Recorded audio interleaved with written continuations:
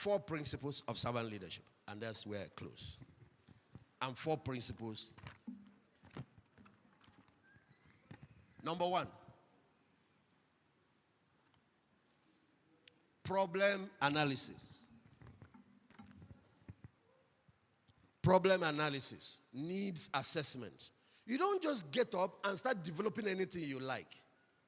When we wanted to do a youth project, we have to do a research on the Nigerian youth. What are their challenges? What are their... Because every man's need is his point of contact. Once you can locate what is troubling that community or your organization or the family. For example, fathers that want to be servant leaders, study the challenges of your wife. Study the challenges of your children.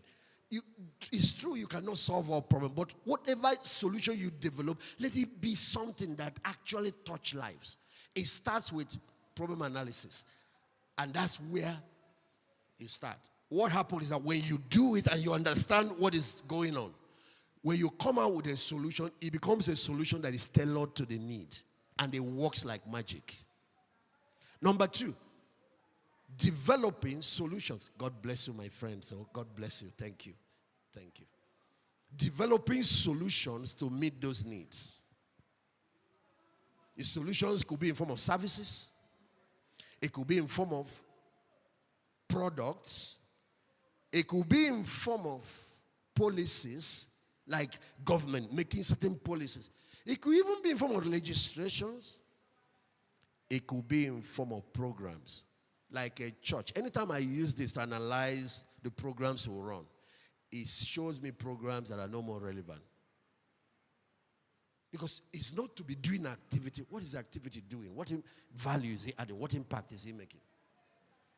It also helps us not to develop white elephant projects for your place that has no connection to the community.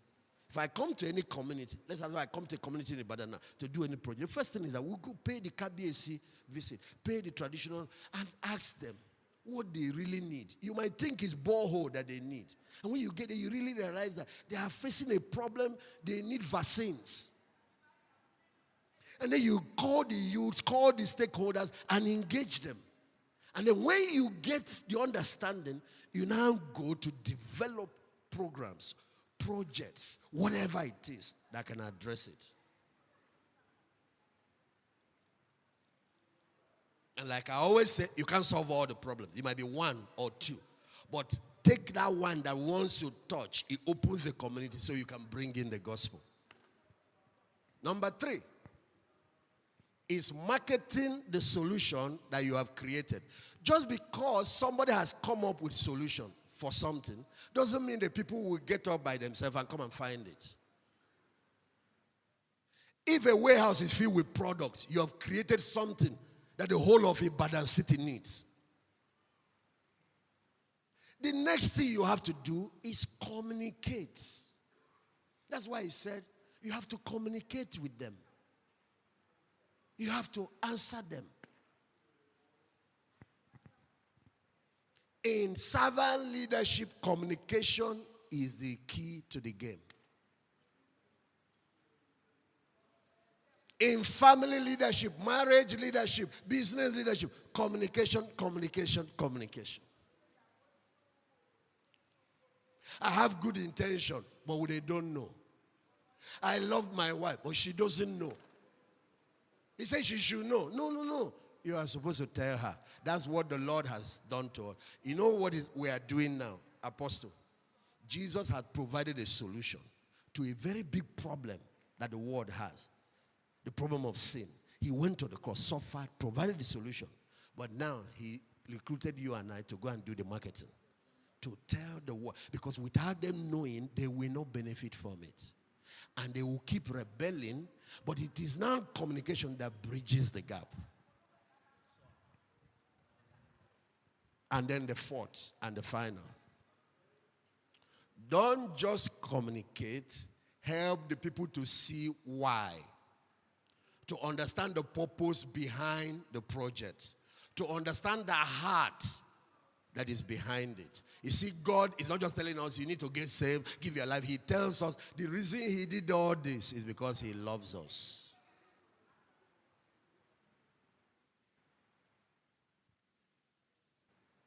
There is something called mission, purpose, or why. It's very powerful. And this is how it ended, ladies and gentlemen. There is a long line, people queuing in line to withdraw money from ATM machine. And this line was long. Everybody waiting for their turn. And the woman came from the back, ran to the front to come and withdraw. You know Nigerians, everybody got angry. They push her. Some people even cursed her somewhat. How can you come from the back to do this? And then when they pushed her aside, she now turned and said to them, my daughter just passed out. She just fainted and passed out. I don't have any money. I was just looking for small money to rush her to the hospital, to hire a taxi. That's why I rush. It's because her life is at stake. I'm sorry that I did not. Automatically, everybody that was angry turned immediately. Some were offering their car. Some brought out money they already have to give her. Some were whatever. What changed? Everyone said why? Everyone said understanding why. Some of us are trying to get our people that we are leading to follow us to do something. We want the community to move ahead. You have a good plan, but they are fighting you. They are fighting the KBC. They are fighting the governor. They are fighting the pastor. The pastor wants to build this building. That's what is wrong with that young man. He has some of his own projects, so he wants to do. To let people know that this new government is performing. And he wants to force it. Now he lost the people. The leadership is a balance between vision and people. Where there is no vision, the people perish. But where there are no people, the vision perish. And he lost the people, now his vision perished. It's balancing acts, and communication helps to do that. I need the people to buy into the vision. It's communication that helps me too. And sometimes you don't just talk to everybody at once. You know the areas where you are likely to face challenges, like the stakeholders, like the traditional rulers. Like you go and pay them visit in their palace. If you have to, come with a gift or whatever and pay them honor. You say, give honor to whom? And then you say, Your Excellency, this is what we came to do for the community.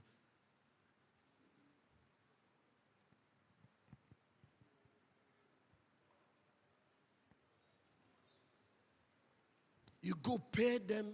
I had to train our people, key stakeholders. We had to go to area boys, meet their leader. This is what we want to do with your boys. You see the way they are. These young kids also need life. They are going to get married. The man said, the fact that you, pastor, came here to see us. He says, since we day here, no church has ever come to see us here. And you even brought us gift. We brought minerals and malt and some. You brought us gift. He said, carry all of us, they go. I said, from today, this church, now our church, anybody that try now will be the person. I said, no, we don't want you to kill anybody. But do you know, since then, all security, we work with police, but they are the ones that guarantee. We do committee, we do everything. You will never hear of one pin missing. Of course, yes, development is powerful. A friend of mine came from South Africa. He was robbed, his laptop and some money collected in another area, not our own. I went and told him. He said, give us 24 hours. They have government, this underworld, whatever. They called the leader of that one and say, it's my guys. If you don't want, return. Everything was returned. Laptop, everything. I said, what is this, Lord? I said, what is this? Fear grabbed me. Do you know that a lot of those people now, born again, some of them now, without us forcing it on them to have dropped their child, gone for baptism, gone for deliverance, gone for attending church very well.